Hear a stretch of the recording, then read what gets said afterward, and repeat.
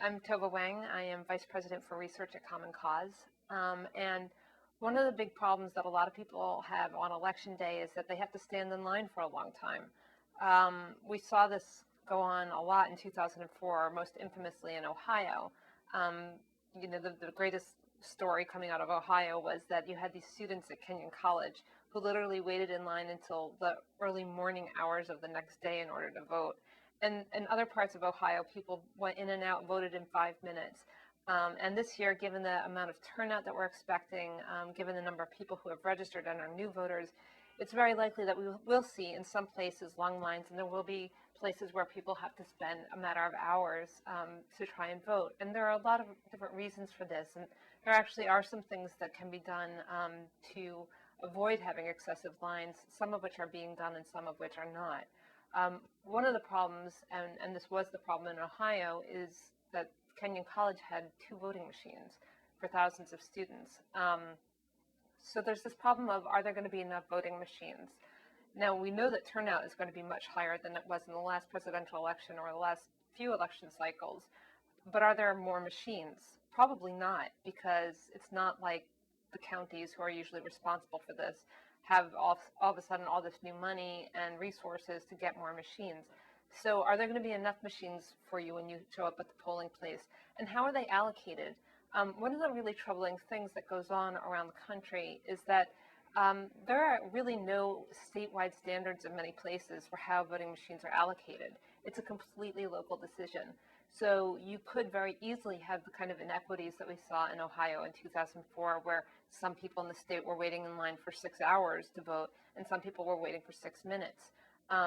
One of the things that we recommend is that the counties have a plan well ahead of time, that there be a statewide standard on how many machines you need per number of voters, and that all of this be thought through well ahead of time, and that it be based on the number of voters who have registered at the as of the registration deadline, not something earlier, because we know just in the last couple of weeks people are registering like crazy. So if administrators are basing their voting machine decisions on, say, turnout of last time, they're going to find themselves in trouble.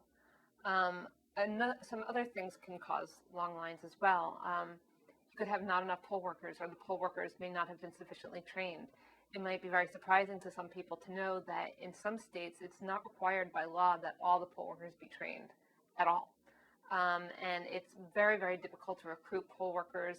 It's a long day, and again, this is something that tends to fall to the local administrators to try and do to recruit poll workers. Now, some states are doing some very creative things.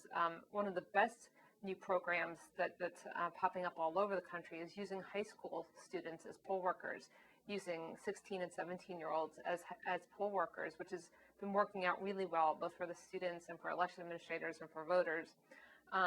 But still, it could be that there will not be enough poll workers working in a particular location, or they will be slowed down by not really knowing how to work the machines or not knowing how to handle different situations.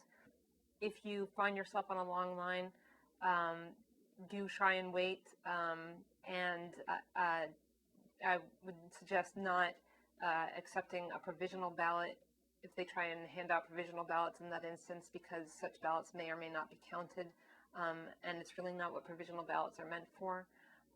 If if you somehow turn up at the polling place and you're not on the registration list, do vote a provisional ballot, and do insist on your right to vote a provisional ballot, because that is the right of anyone who does not appear on the registration list.